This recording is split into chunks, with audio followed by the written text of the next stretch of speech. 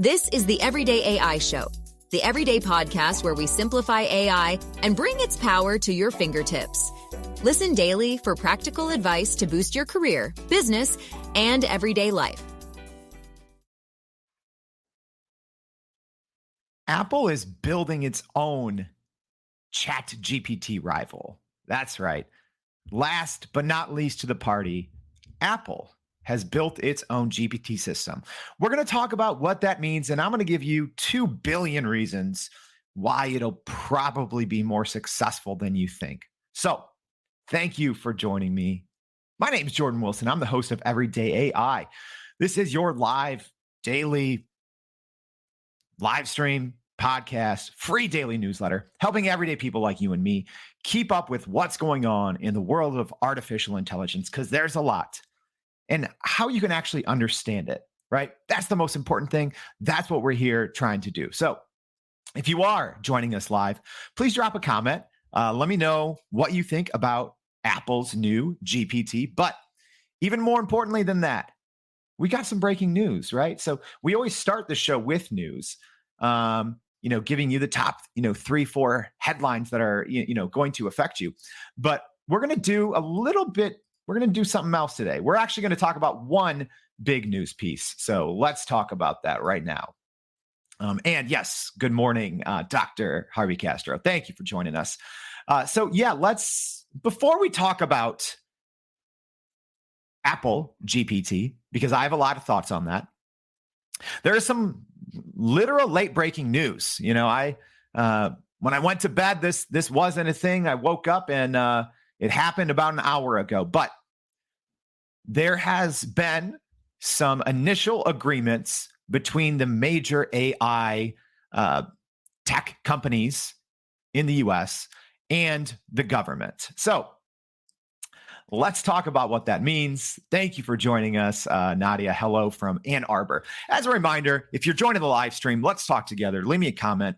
But if you are listening on the podcast, click in the show notes. You can get a link to go check out more of the episode, but also a link to join us in the future here live on the show. All right. Yes. Good morning to Rastafa as well. So let's actually talk about this breaking news.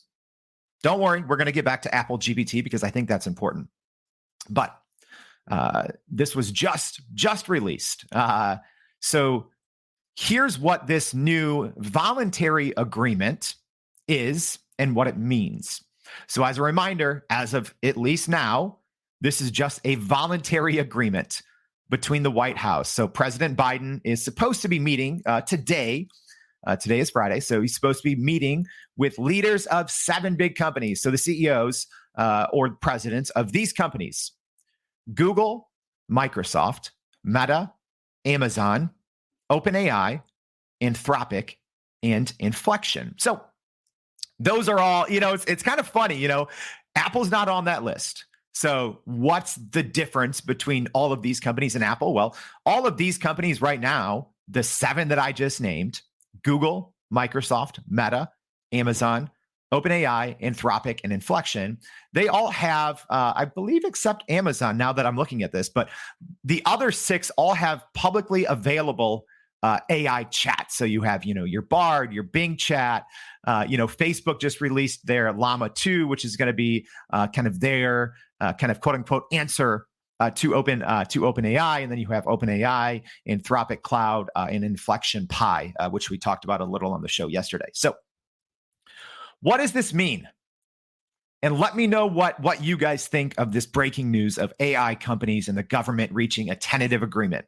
A couple more details on this, right? So, what is the agreement? It's number one, like I said, it's voluntary. It's going to be kind of, released today. This is just breaking on a couple news sites. But here is the information that we have so far on what this voluntary agreement is, what it means, and also how it's going to affect all of us. So the lead thing is it's based in transparency. So they want all of these companies to be more transparent with the data. They want them to be more transparent with the government and more transparent with you and me to say, hey, here's where we're getting the data. Here's how we're using it when you tell us something, all of those things. Yes, and I agree, Nadia, with your comment. Llama 2 having an open license is a big move from Meta. Absolutely. We talked about that on the show. Yes, Meta is releasing, in partnership with Microsoft, Llama 2, so kind of their version of GPT as open source. Extremely important. So let's get back to this new agreement between big tech and the government. So transparency with the data, how it's being used, all of that. Also, to denote when content is generated through a watermark. That piece is interesting. So it's obviously easier said than done with images, right? And Google has talked about that in their bar chat. But there aren't details on this yet, but I don't see how content will be watermarked. Written content will be watermarked, right? So maybe it'll spit it out as part of the as part of the response or as part of the output.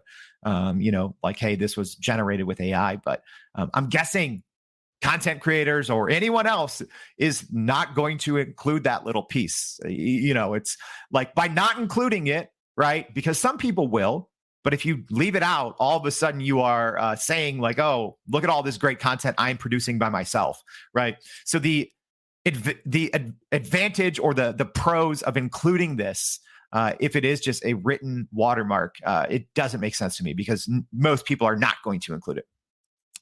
The other kind of in this pledge, so to speak, right? Because this isn't legislation. This isn't a law. This is an agreement, or this is a voluntary pledge by these companies that they're going to abide kind of by these rules. So we talked about information sharing, data privacy, watermarks, but also they said to avoid bias and discrimination. That one stuck out to me because it's very hard to do. It's very hard to do because, even OpenAI, so the biggest company out of all these in terms of users for their large language model, Sam Altman, the CEO, has essentially admitted that there is bias in the models because they are trained by humans, and all humans implicitly have bias and discrimination. So that is worked in there, regardless of what you think or not. So that piece is interesting. Also, there's a pledge, quote unquote, to protect privacy. And here's the other one. Here's the other big one: is they are going to submit to all of their systems being tested by a third party before being released. All right. That one's interesting because what you essentially have here is you have self-governance, right? And I can see the concerns that people might have with essentially big tech and AI regulating itself. But if I'm being honest, it kind of does make sense because it is the best way to, and some of the smartest people in the world have said this. Bill Gates said this recently. The best way to regulate AI is with AI, right? So should these big tech AI companies be regulating and policing themselves? Probably. I don't know. Maybe not. What do you guys think? There's so many big concerns and open-ended questions with, these 7 companies, and I'm sure there's going to be more. I'm sure Apple will be thrown into the mix when they release their Apple GPT, which we are going to talk about here. But there's a lot to unwrap in this story. There's going to be more details being released over the next, day after they officially have this meeting. This is just some initial kind of pre-meeting reporting. And maybe even by the time that you're listening to this, if you're listening to this on your afternoon drive home, if you're here in the US, a lot of this may have already been settled. But let's quickly take a question or two, and then we are going to get into Apple GPT because I think it's important to talk about, and it's exciting as well. So let's take a look. We have a couple comments. Sorry. It looks like there's an odd start to the show this morning. Yeah, live stream. Sorry. So thank you, Dr. Castro and Monica, for letting me know about that weird start. Good morning to you too, Monica from Chicago. All right. So let's, Harvey has a question here or a comment. So, saying the human factor can make facts subjective. Absolutely. So that is one of the bigger concerns that I think myself and a lot of people are going to have with this kind of voluntary pledge between the US government and the big 7 tech companies. So yeah, if you're just joining us, tuning in a little late, just as a reminder, the big news here is there is a voluntary agreement between the kind of 7 biggest companies that are providing generative AI. So these chatbots, Google, Microsoft, Meta, Amazon, OpenAI, Anthropic, and Inflection. So a voluntary pledge or agreement between all of these companies to essentially play by these rules and kind of govern themselves, and to also submit kind of their newer offerings or new products to a third party before being released to the public, and then communicating more and being more transparent with the government and with the public on how these tools work and how they use our data and collect data as well. So a lot to unpack there. So yes, Will Santiago with the comment here. Thank you. Yes, Chicago does rock. Thank you for joining. All right, but let's talk. If you guys have more questions about this big news between the government and the CEOs of these 7 companies that's happening today, this meeting's happening today. If you have more comments, still leave them, because I'm going to make sure and go after we're done live here and give you my feedback. But let's talk about what we actually started the show. So Susan has a comment here that's actually a great transition, because I said we're going to talk about Apple GPT. There's huge breaking news, but we're still going to talk about it. So Susan with a comment saying, why do I feel Apple GPT is going to be better than ChatGPT? All right.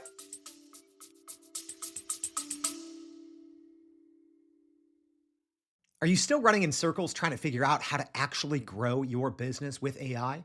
Maybe your company has been tinkering with large language models for a year or more, but can't really get traction to find ROI on Gen AI. Hey, this is Jordan Wilson, host of this very podcast.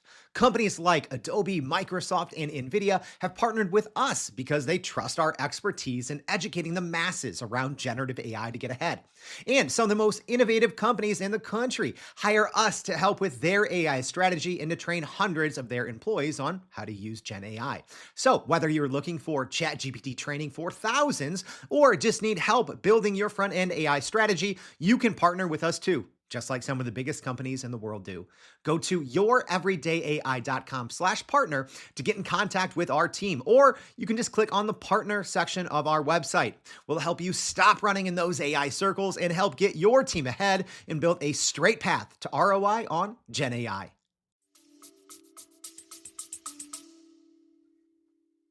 There's 2 billion reasons. I have 2 billion reasons. That's how many devices Apple has out right now in the wild. So now let's transition, guys. I know this was a lot. We're almost going to have 2 smaller shows in one today. So let's talk about that. Let's talk about Susan's question. Will Apple GPT be better than ChatGPT? So first, let's go over the basics of Apple's new GPT, what it is, all of that. So it was first kind of leaked. So Apple hasn't said anything officially. That's important to know. But this was originally from a Bloomberg, an exclusive Bloomberg report talking that Apple has apparently has a working version of a GPT model, right? So a large language model that they are training on their own data and that they will eventually release to the public. All right. So there's a lot of different details here. Let me go through the important stuff, right? So it's using a framework called Ajax. Also, it's important to know that it doesn't have an official name yet. Some people are calling it Ajax. Some people are calling it Apple GPT. I'm guessing Apple will call it something else. But for now, those terms are kind of being used interchangeably. The actual framework is called Ajax that it's built on. But yes, a lot of people are calling this Apple GPT. So right now, at least according to initial reports, internal team at Apple is using this. And the expectation is that it will be released publicly sometime in 2024. The biggest use cases that most people are seeing or assuming, because again, this is all just reporting right now. There's no official details, but they are saying it will be obviously incorporated into Siri. That's huge, and I've talked about this on prior shows about, the original AI smart assistants, your Siris, your Alexa. Is there still a Cortana? Is that still a thing?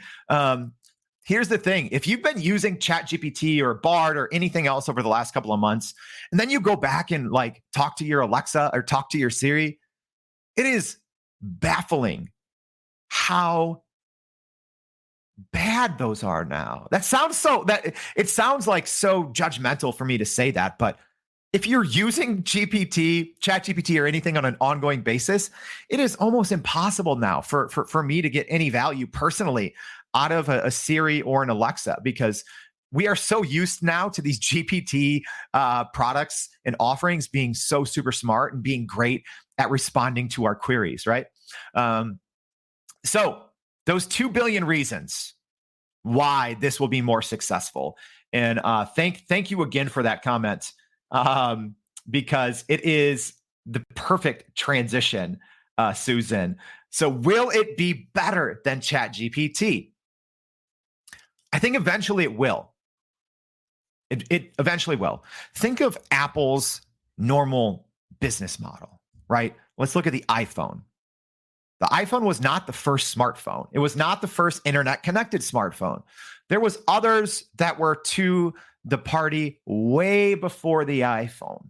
So Apple has a tendency, and we've talked about this on the show as well, right? We've said how Apple is lagging behind, and as other companies, Microsoft, I think, has been at the forefront of AI, backing GPT products. They're obviously the largest investor. Microsoft is the largest investor in OpenAI. They're using OpenAI in their Bing chat. They backed other, huge AI products. So Microsoft is, I think, leading, which is weird to say because you always think Google and Apple are leading. Microsoft has been the leader in the AI and GPT space.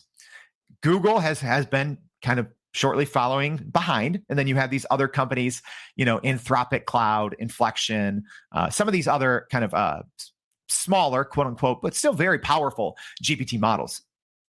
So why do I think that Apple GPT will eventually be better? Well, that is Apple's business model. That's what's made them one of the best and most valuable companies in the history of our existence, is they aren't first. It might seem like they're first, right? Like if we think about the history of smartphones, it seems like the iPhone was first, but it wasn't. And even so many features of the iPhone or the iOS or the Mac OS that make Apple as successful as it is, very few times are any of those features or functions first. They don't play to be first. They play to be better than the rest. So with OpenAI as an example, if you've listened to the show, I'm a huge fan of ChatGPT. I encourage everyone to replace their google.com or their default search with OpenAI. I encourage everyone to pay the $20 a month for ChatGPT Plus. No, I don't get paid to say that. It's just foolish. I think that's harsh, but I think it's foolish if you're not paying the $20 a month for ChatGPT, because what it's capable of, it is astonishing if you use it correctly, right? So we do a course on that. It's free. There's no upsells. Type in PPP, email me PPP, DM me PPP. I'll shoot you the access, right? But I think Apple GPT or Ajax or whatever it's going to be called will be better eventually, because once they get it right by not being first to the party, if they integrate it seamlessly into Siri, if you can also still, quote unquote, chat with it like you would an iMessage, so a text message, I do think it has the capabilities or at least the possibility to be substantially better. Because one of the things I've even talked about with ChatGPT, as great as it is, the user experience and the interface is a little clunky, right? It can be hard to find your previous chats, only being able to have 3 plugins. It's even a little hard. They did make some improvements in the plugin store. The performance is a little better, but it's just a little clunky. It doesn't feel intuitive, right? Where anything Apple, if you've used an Apple product, there's no learning curve, right? Like my mom has never needed really me to explain how to use an iPhone. My mother-in-law has never really had to have basic explanation on how to use an iPhone. But if you're teaching your parent or a grandparent out there, mostly anyone can pick up an iPhone or an iPad with, maybe a minute of instruction, but ChatGPT is a little harder, right? I think even Google Bard is much better. It's much more intuitive than ChatGPT. So that's a long answer there on if it will compete, but I think it 100% will eventually, depending on how Apple releases this Apple GPT or this Ajax. Okay, a couple other things, important things to keep in mind.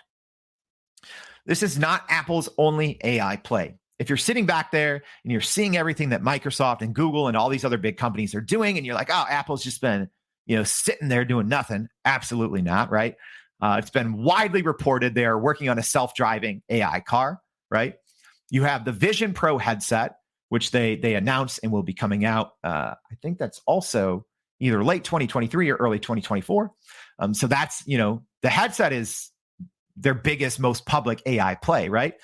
Being able to bring that mixed reality, to a headset with essentially VR and AR capabilities, right?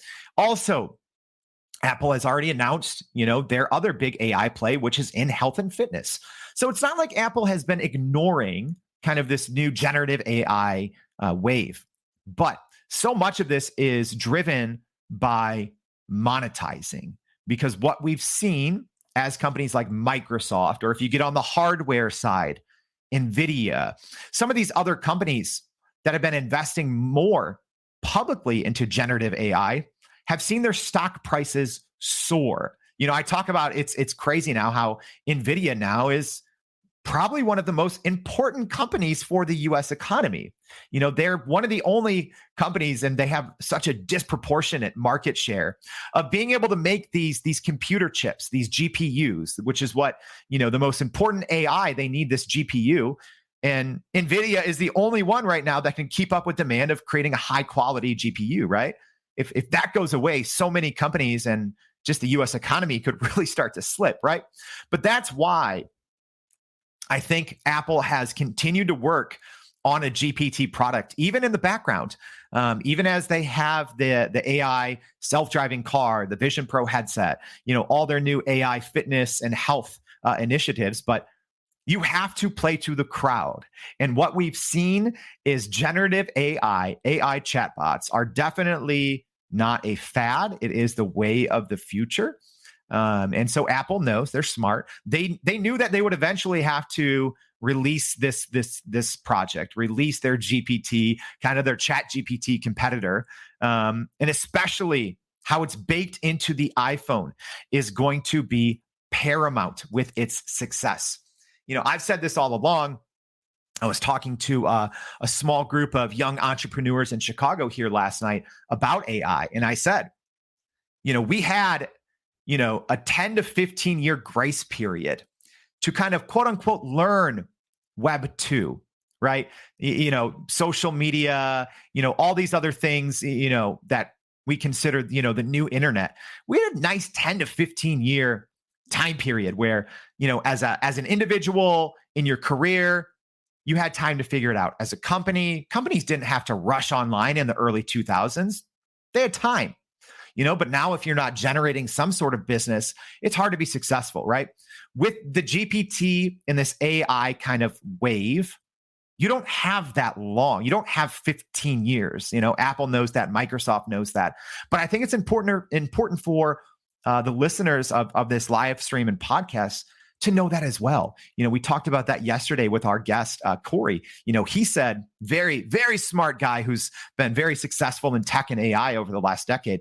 He said companies have 18 months where if companies don't figure it out, there's a great chance they're going to get lapped by competitors or go towards shutting down.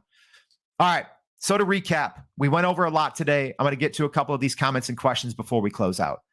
Big news in the US governance of AI. So the seven big companies, Google, Microsoft, Meta, Amazon, OpenAI, Anthropic, and Inflection, have submitted to this voluntary pledge which we already went over. They're meeting with the president today, Friday, in Washington. So there will be more details on that. We'll see how it pans out. And then our other big topic, like I said, we almost did 2 shows in one today. Apple GPT coming out, or Ajax, whatever you want to call it. It's going to be extremely interesting. I think the biggest advantage is they always, even if they're not first, they're usually the best. They see the mistakes everyone else is making, and they have that huge 2 billion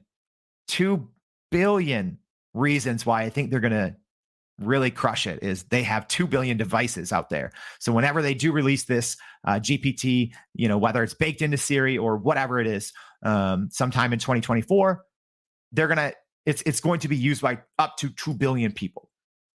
All right. Thank you for tuning in. I'm going to get to a couple of these comments here. And as a reminder, if you are listening to this on the podcast, this is live, right? We go live. So in the show notes, make sure to click those, and you can join us next time every weekday morning, 7:30 a.m. Central Standard. Will Santiago with a question. The best way to regulate AI is AI. Do you agree with that? Begrudgingly, yes, Will. I know it's tricky, right, to have AI regulate itself. Here's what I think. I think it's smart, this first iteration of these companies voluntarily signing this pledge. Because if we were to wait for regulation from the US Congress, I don't think it would go well. It would take, number one, it would take way too long. And I don't think the first attempt at regulation will be worthwhile. I've talked about this before, but go watch some Congress people who have interviewed, Mark Zuckerberg as an example. They don't understand the internet. So many of them don't. That's not me being mean or passing judgment. Go watch the questions. They don't understand the internet. So you can't expect Congress as a whole anytime soon to regulate AI. You can't. I'm sorry, you can't. So at least right now, I do think this is a good first step towards responsible and ethical AI usage, is AI and the AI companies regulating themselves. There's no great way to say that. Question, Rastafa, what foundation is Apple GPT built on? Ajax. Again, there's not a lot of information, but yeah, initial reporting is that they're building their own internal model, that they're not, using like OpenAI's, API integration like Microsoft is. All right, Dr. Harvey Castro, I predict this will create a new Apple iPhone that will have a small LLM on the phone. Absolutely. And that's, there's already been hackers in the, AI and LLM space that have done this, that have, essentially put an entire large language model on a phone, which is crazy to think about. So if you're not a technical user, think of the history of the internet, which is huge when it comes to the file size on your phone, and you don't even need to be connected to the internet, right? So that's kind of, and the ability to chat with it. So that's kind of what, Harvey was saying there. Rastafari, when was the last time you Googled something? I cannot remember. I'd say most people are still using Google. Not everyone's like you and I, Rastafari, where we try to, start those searches first in a smart chat, I think. Yes, Nadia with a great point, that you don't have to be first to take a big market share. Yeah, Apple is the prime example of that. And also saying Apple will make GPT use seamless and will give users a good experience. Absolutely. Lisa dropping PPP. I'll definitely get that over to you. Let me see. All right. We have a bunch of other comments, but I hope this was helpful. We talked about a lot today. Thank you so much for joining us. And we're going to talk about this more Monday. All right. We're going to devote an entire show because all of this news was recent. It was breaking. We didn't, it was an hour ago. So we didn't have enough time to really digest this. So we're going to talk about this again on Monday. So I hope you can join us there for another episode of Everyday AI. Thanks. And that's a wrap for today's edition of Everyday AI. Thanks for joining us. If you enjoyed this episode, please subscribe and leave us a rating. It helps keep us going. For a little more AI magic, visit youreverydayai.com and sign up to our daily newsletter so you don't get left behind. Go break some barriers, and we'll see you next time.